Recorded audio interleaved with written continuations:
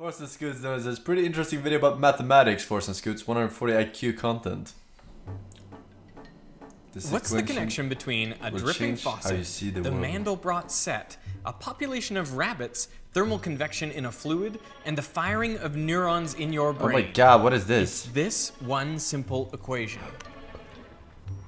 This video is sponsored by Fast Hosts, who are offering UK viewers the chance to win a trip to South by Southwest if they can answer my question at the end of this video, so stay tuned for that. Let's say you want to model a population of rabbits. If you have X rabbits this year, how many rabbits will you have next year? Well, the simplest model I can imagine is where we just multiply by some number, the growth rate R, which could be, say, 2, and this would mean the population would double every year. And the problem with that is it means the number of rabbits would grow exponentially forever. So I can add the term 1 minus X to represent the constraints of the environment. And here I'm imagining the population X is a percentage of the theoretical maximum. So it goes from 0 to 1. And as it approaches that maximum, then this term goes to 0. And that constrains the population. So this is the logistic map. Xn plus 1 is the population next year, and Xn is the population this year. And if you graph the population next year versus the population this year, you see it is just an inverted parabola. It's the simplest equation you can make that has a negative feedback loop. The bigger the population gets over here, the smaller it'll be the following year. So let's try an example. Let's say we're dealing with a particularly active group of rabbits, so R equals 2.6. And then let's pick a starting population of 40% of the maximum, so 0.4, and then times 1 minus 0.4, and we get 0.624. Okay, so the population increased in the first year. But what we're really interested in is the long-term behavior of this population. So we can put this population back into the equation. And to speed things up, you can actually type 2.6 times answer times 1 minus answer, get 0.61. So the population dropped a little. Hit it again, 0.619, 0.613, 0.617, 0.615, 0.616, 0.615. And if I keep hitting enter here, you see that the population doesn't really change. It has stabilized, which matches what we see in the wild. Populations often remain the same as long as births and deaths are balanced. Now, I want to make a graph of this iteration. You can see here that it's reached an equilibrium value of 0.615. Now, what would happen if I changed the initial population? I'm just going to move this slider here, and what you see is the first few years change, but the equilibrium population remains the same. So we can basically ignore the initial population. So what I'm really interested in is how does this equilibrium population vary depending on R, the growth rate? Well, as you can see, if I lower the growth rate, the equilibrium population decreases. That makes sense. And in fact, if R goes below 1, well then the population drops and eventually goes extinct. So what I want to do is make another graph where on the x-axis I have R, the growth rate, and on the y-axis I'm plotting the equilibrium population, the population you get after many, many, many generations. Okay, for low values of R, we see the populations always go extinct, so the equilibrium value is 0. But once R hits 1, the population stabilizes onto a constant value. And the higher R is, the higher the equilibrium population. So far, so good. But now comes the weird part. Once R passes 3, the graph splits in 2. Why? What's happening? Well, wait, what? Once it passes 3, it splits into 2.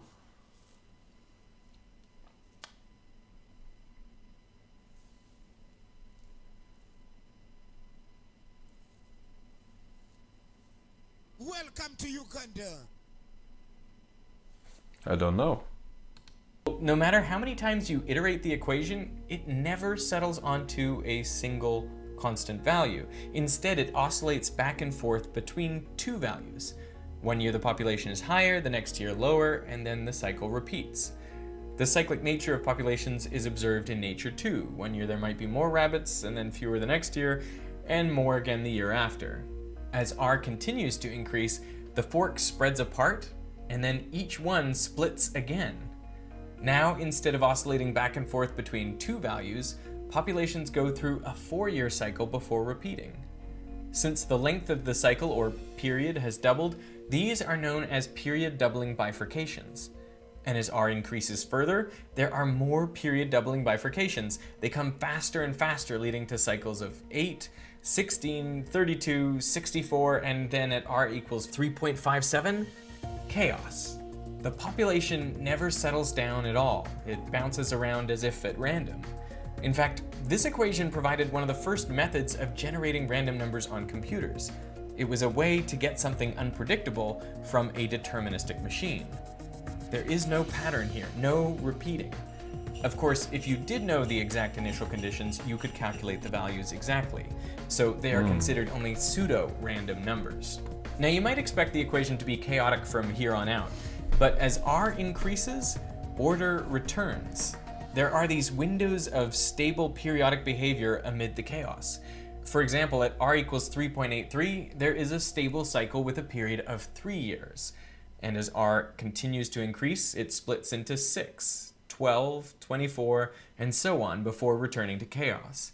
In fact, this one equation contains periods of every length. 37, 51, 1052, whatever you like if you just have the right value of R. Looking at this bifurcation diagram, you may notice that it looks like a fractal. Rabbits, too. The large-scale features look to be repeated on smaller and smaller scales. And sure enough, if you zoom in, you see that it is, in fact, a fractal. Arguably the most famous fractal is the Mandelbrot set.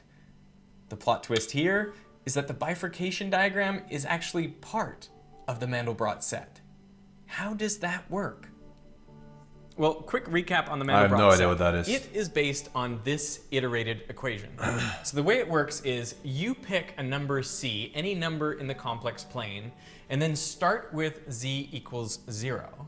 And then iterate this equation over and over again. If it blows up to infinity, well then the number c is not part of the set.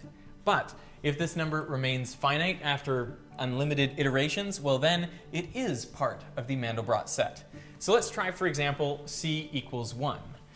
So we've got 0 squared plus 1 equals 1, then 1 squared plus 1 equals 2, 2 squared plus 1 equals 5, 5 squared plus 1 equals 26. So pretty quickly you can see that with c equals 1, this equation is going to blow up. So the number 1 is not part of the Mandelbrot set. What if we try c equals negative 1? Well, then we've got 0 squared minus 1 equals negative 1. Negative 1 squared minus 1 equals 0. And so we're back to 0 squared minus 1 equals negative 1. So we see that this function is going to keep oscillating back and forth between negative 1 and 0. And so it'll remain finite. And so c equals negative 1 is part of the Mandelbrot set. Now, normally when you see pictures of the Mandelbrot set, it just shows you the boundary between the numbers that cause this iterated equation to remain finite and those that cause it to blow up. Well, but it does finite, isn't this also finite? The first one? But it's just really big? 2 squared plus 1 equals 5. What is the definition of 5 finite then? I squared plus thought 1 it was equals 26. just not infinite. So pretty quickly you can see that with c equals 1, this equation is going to It's blow not up. infinite. So I mean, right? I don't know what the number what's 1 finite. is not part of the Mandelbrot set. It is not infinite. What if we try c equals negative 1? Well, then we've got 0 squared minus 1 cannot go to equals negative infinite. 1. Negative 1 squared minus 1 equals 0. And so we're back to 0 squared minus 1 equals negative 1. So we see that this function is going to keep oscillating back and forth between It goes on negative forever, 1 that's and what it 0, means. and so Oh, it'll okay. remain finite. And so c equals negative 1 But- is part of the Mandelbrot set.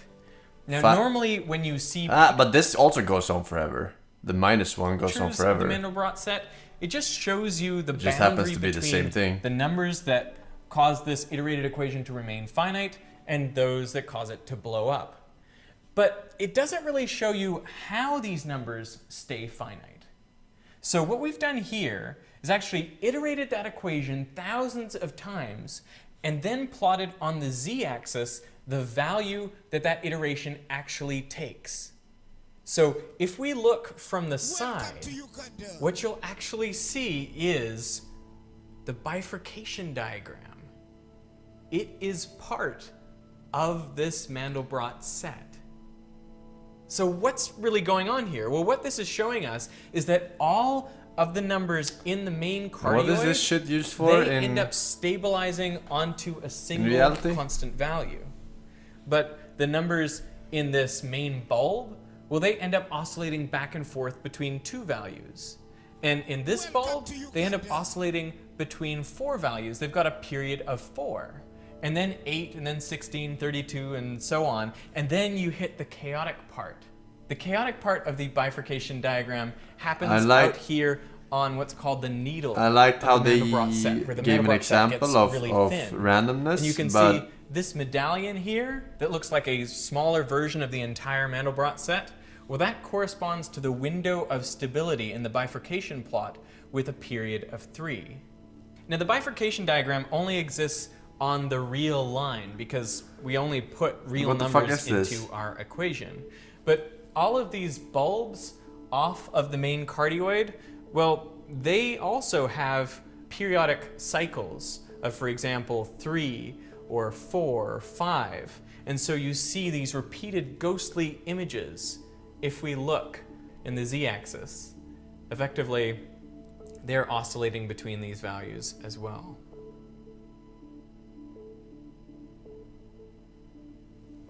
Personally, I find this extraordinarily beautiful. But if you're more practically minded, you may be asking, but does this equation actually model populations of animals?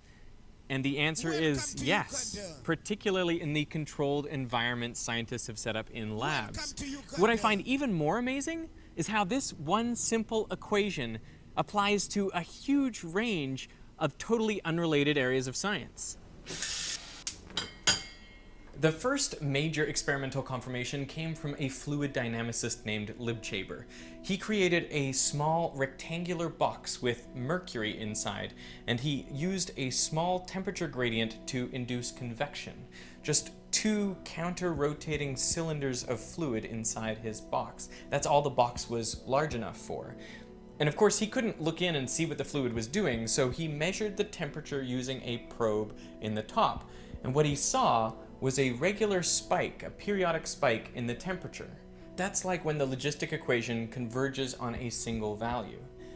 But as he increased the temperature gradient, a wobble developed on those rolling cylinders at half the original frequency. The spikes in temperature were no longer the same height. Instead, they went back and forth between 2 different heights. He had achieved period 2. And as he continued to increase the temperature, he saw period doubling again. Now he had 4 different temperatures before the cycle repeated, and then 8. This was a pretty spectacular confirmation of the theory in a beautifully crafted experiment. But this was only the beginning.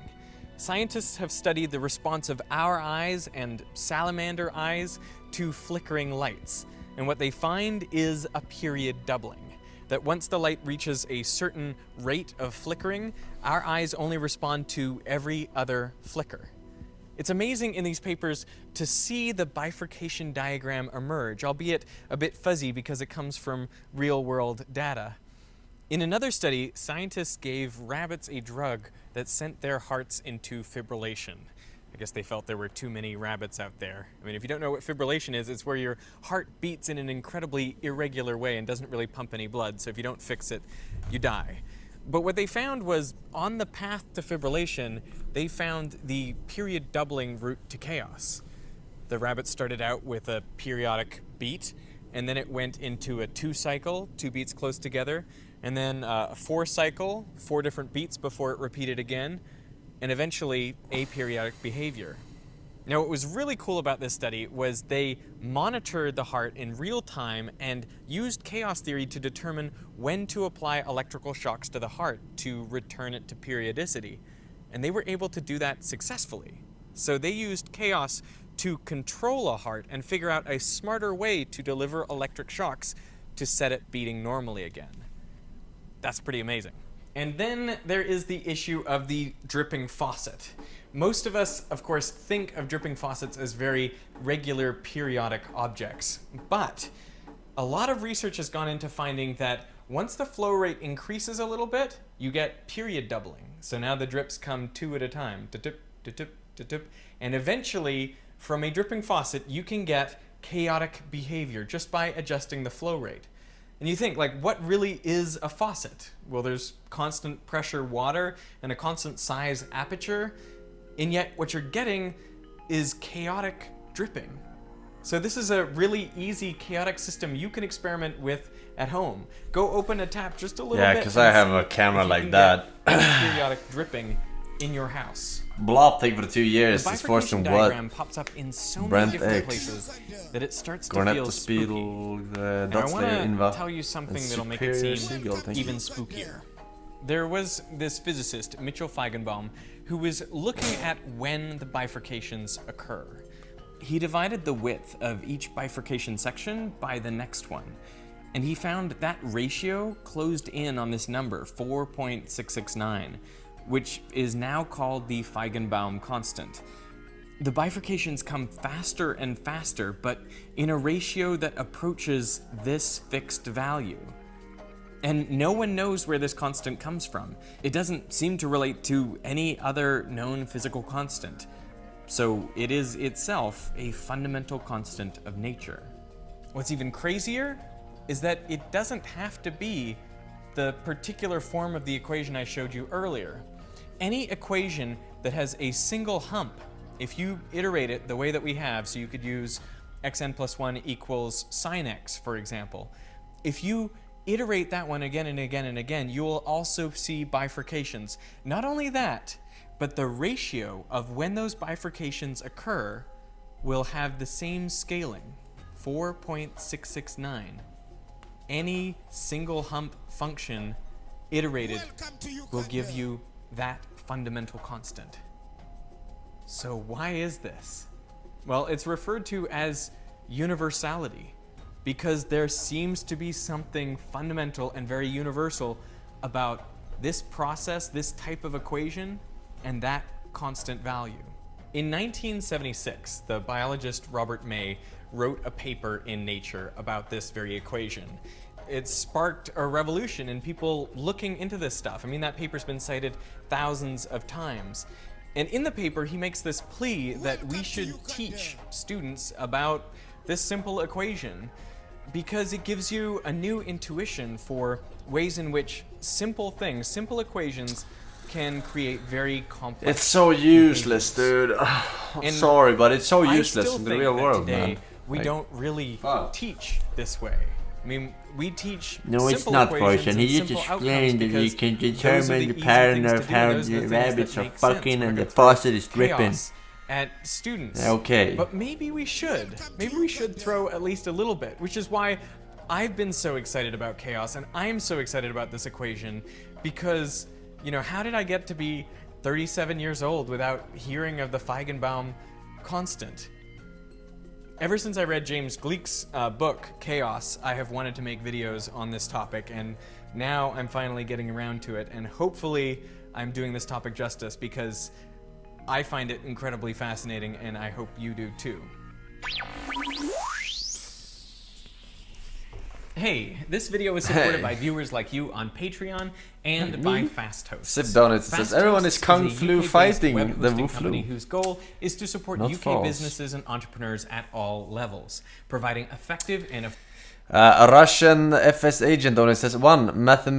Mathematics is the language of nature. 2. Everything around us can be represented and understood through numbers. 3. If you graph the numbers of any system, pattern emerge. Therefore, there are patterns everywhere in nature. Yes, that's all very good, and I don't disagree. But I mean, why would you teach this shit to children, right? It's so useless. It's enough that a couple of dudes know this shit, right? and they can fucking do all these, whatever it is you can actually perform, counter defibrillating or defibrillate. We had this talk before.